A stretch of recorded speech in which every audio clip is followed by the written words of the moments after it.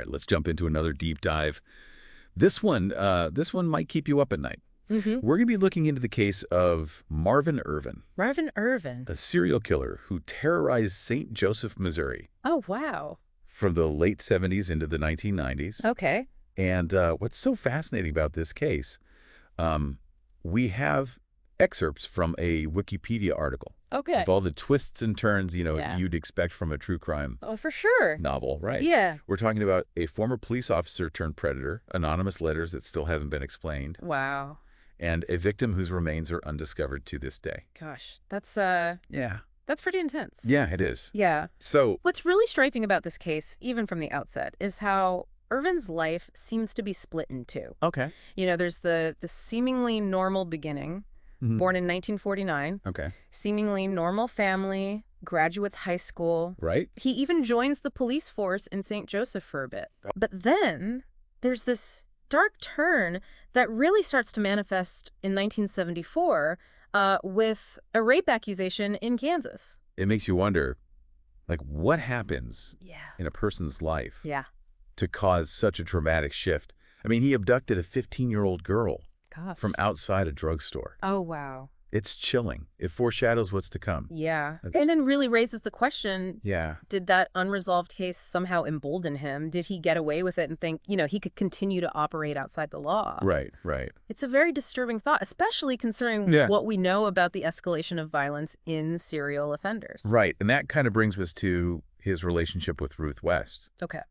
And this is where things get complicated and truly unsettling. Right. Their relationship was marked by abuse and manipulation. Mm. Ruth even gave birth to Irvin's son when she was only 15. Oh, wow. Yeah. So this is where you start to see the classic hallmarks of a serial predator. Right. That need for control, the manipulation, The manipulation. the targeting of vulnerable individuals. Right. And it's a pattern that unfortunately repeats itself Yeah. throughout the case.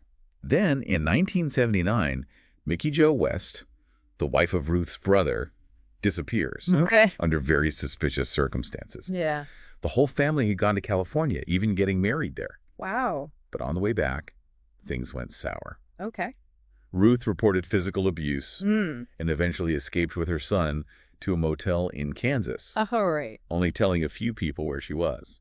But even with a handful of people knowing Ruth's location, Irvin managed to track her down, forcing her and their son back to St. Joseph. Wow. Clearly, he was determined to maintain that control no matter the cost. Right. And shortly after that, Mickey vanishes without a trace. Right.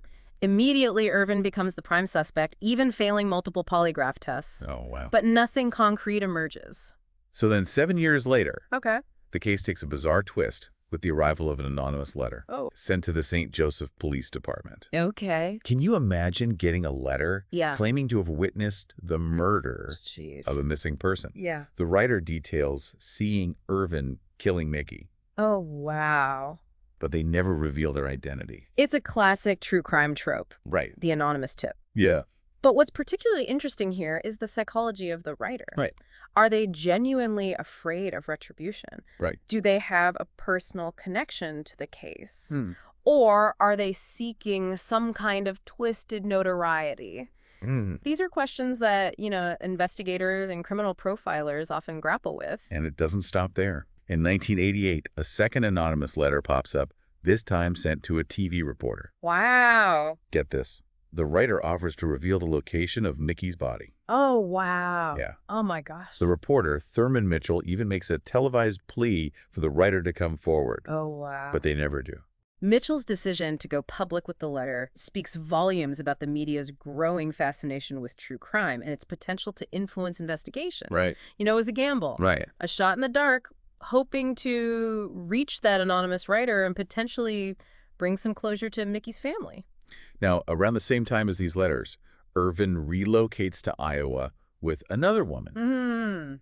Tries to start a new life. Right. But his past is about to catch up with him Yeah. in a very dramatic way. Oh, boy. He gets into a violent altercation with a woman named Janet Hugerich, Okay. even firing shots over her head. Oh, my gosh. This leads to a multi-county police chase Wow. with over 20 officers involved before he's finally apprehended. So this incident in Iowa wasn't just some, random act of violence. Right. It demonstrates this chilling pattern of escalating aggression. Right. We see this often with serial offenders. Yeah. A disregard for the law, Yeah. a willingness to use violence, and an inability to control their impulses. Yeah. It's a storm brewing. Yeah. And unfortunately, St. Joseph is about to be hit hard. Because after serving his probation in Iowa, Yeah. Irvin returns to St. Joseph. Right. And that's when 2 more women disappear. Oh, gosh. Patricia Rose, 31, vanished from a bar. Okay. And Crystal Simmons, 33, was last seen with, you guessed it, Marvin Irvin. Oh, wow. So investigators got a crucial break in the case thanks to an anonymous tip Okay. urging them to search Irvin's trunk. Wow. And what they found was horrifying. Blood-soaked towels that were later confirmed to belong to Crystal Simmons. Gosh. This was a major turning point, a moment where forensic evidence directly linked Irvin to the disappearances. Yeah. A month later, the investigation took another grim turn. Okay. The skeletal remains of both Rose and Simmons were found in a Kansas cornfield. Oh, wow. Both had died from multiple blows to the head. Gosh, that's awful. It was a devastating discovery that confirmed the worst fears of the families and sent shockwaves through the community. Initially, Irvin denied any involvement, and even his brother claimed he was being framed. Right. Denial is a powerful force. Yeah. Not just for the accused, but also for those who know them. Right. It's difficult to reconcile the person you think you know with the horrific acts they're accused of. Right. But the evidence was mounting, and the walls were closing in. And that's where we'll pick up in part 2 of this deep dive. Okay. We've seen Irvin's descent from seemingly ordinary to accused killer. Yeah. But the story's far from over. Right. Stay tuned to see how this case unfolds, what happens when the weight of evidence becomes too much to bear, Right. and whether justice will truly be served. Wow. We left off with Marvin Irvin facing a mountain of evidence, Right. connecting him to the deaths of Patricia Rose and Crystal Simmons. Right. Their remains have been found, Yeah. and forensic evidence from his truck was undeniable. Yeah. It seemed like the net was closing in, Right. but the case was far from over. You have to remember that at this point, while the evidence was strong, Mickey Jo West was still missing. Right. This wasn't just about securing convictions for Rose and Simmons. Right. It was also about finding out what happened to Mickey. Yeah. And potentially bringing closure to her family after all these years. And that's where Irvin's confession comes into play, right? Exactly. That's a crucial piece of the puzzle. Yeah. Not just for the murders of Rose and Simmons, but also for potentially solving the mystery of Mickey's disappearance. Exactly. Faced with the overwhelming evidence, Irvin confessed to all 3 murders. Wow. He even provided details about Mickey's disappearance, claiming he had buried her body on a farm in Kansas. Oh, wow. This confession, along with his guilty plea, was instrumental in securing convictions for the murders of Rose and Simmons. It's almost hard to believe, isn't it? He goes from denying any involvement to confessing to 3 murders. So, What do you think triggered that shift? Was it the weight of the evidence, or was there something else at play? it's tough to say for sure what goes on in the mind of a serial killer, Right. but in Irvin's case, it's likely a combination of factors. Yeah. The evidence against him was substantial, You're right. and perhaps there was a sense of relief in finally admitting to his crimes. Mm. There's also the possibility that he wanted to exert some control over the narrative, Right. to tell his story on his own terms. His confession led authorities to that farm in Kansas, Right. where they launched an extensive search for Mickey's remains. Oh, They brought in search dogs, used ground-penetrating radar, wow. even brought in a bulldozer to excavate certain areas. Gosh. But unfortunately, their efforts were hammered by heavy rainfall. Oh, no. A second search was conducted later, but sadly, Mickey's remains were never found. This is where the case takes on a whole new layer of tragedy. Yeah. Despite the convictions and Irvin's confession, Mickey's family was left without closure. Right. The not knowing, the Yeah. lack of a final resting place. It adds another dimension of pain and suffering to this already horrific situation. It really makes you think about the ripple effects of these kinds of crimes. Absolutely. It's not just the victims who suffer. Right. It's their families, their friends, Yeah. entire communities Yeah. that are left grappling with the aftermath. Absolutely. And this case in particular captured the attention of the nation when it was featured on the television show Unsolved Mysteries. Right. Yeah. This episode brought the case to a wider audience, Yeah. keeping Mickey's memory alive and reminding viewers that there were still unanswered questions. Do you think the media attention, particularly shows like Unsolved Mysteries, actually helps in these cases? Could it lead to new tips or information that might have been overlooked? There is definitely a debate about the role of media in criminal investigations. Right. Some argue that it can hinder the process, Right. sensationalize the story, or even taint potential jurors. Hmm.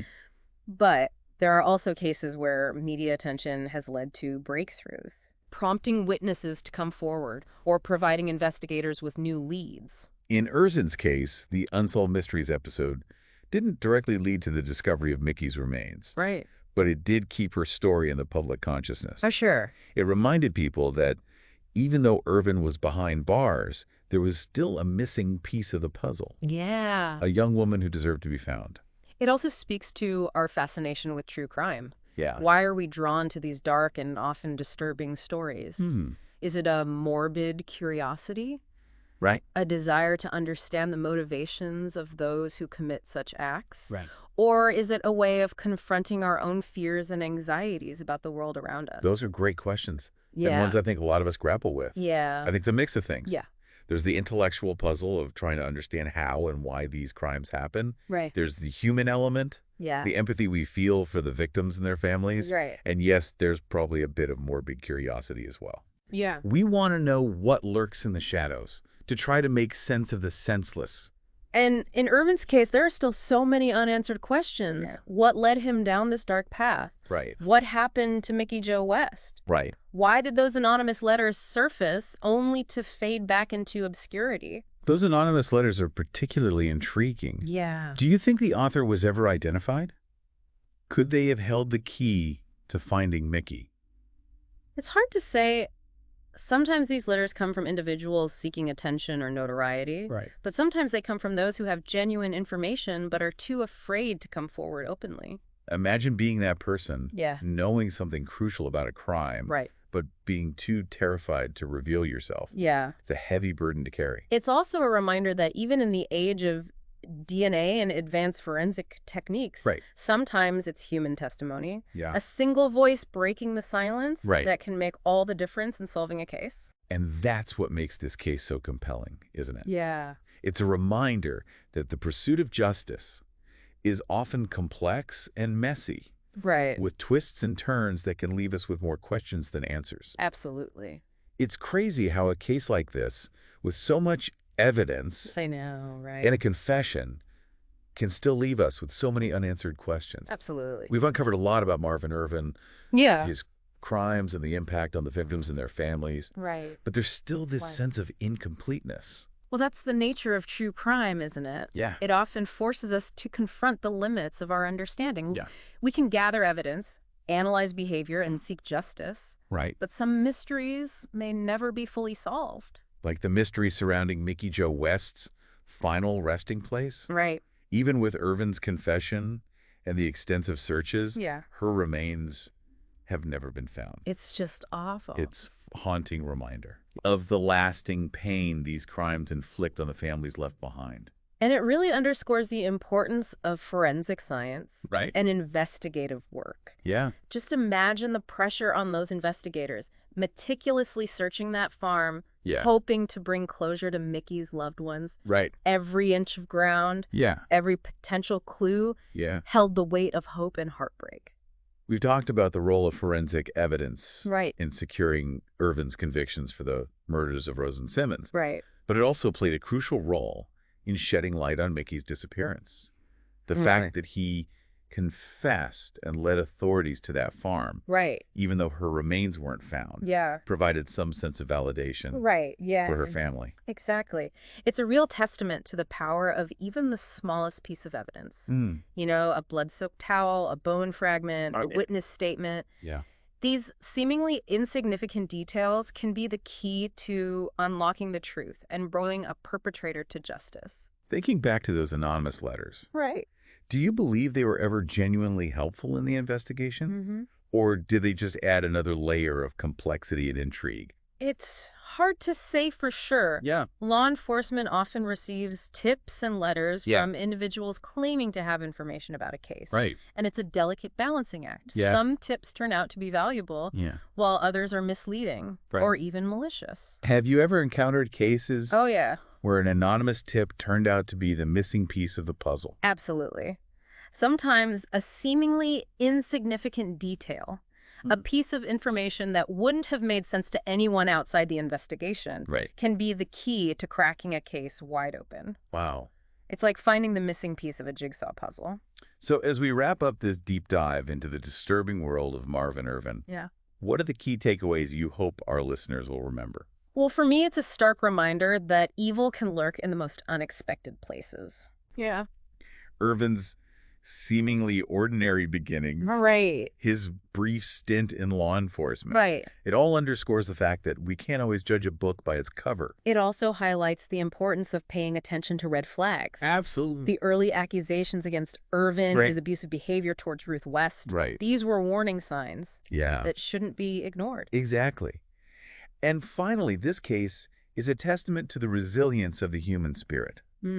Despite the horrors they endured, Yeah. the families of the victims continued to fight for justice, Right. to keep their loved ones' memories alive, Yeah. and to seek answers, Yeah. even when those answers seemed elusive. It's been a heavy journey Yeah. exploring the dark side of humanity, Okay. but it's also been a journey of discovery, Right. understanding, Yeah. and ultimately a reminder Yeah. of the importance of seeking justice and never giving up hope. So to our listeners, Yeah. keep those minds curious, stay Yeah. informed. And remember that even in the darkest of cases, there's always something to learn and a responsibility to remember those whose lives were tragically cut short. Thanks for joining us on this deep dive. Yeah, thanks for having me. Until next time, stay curious and keep exploring the world around you.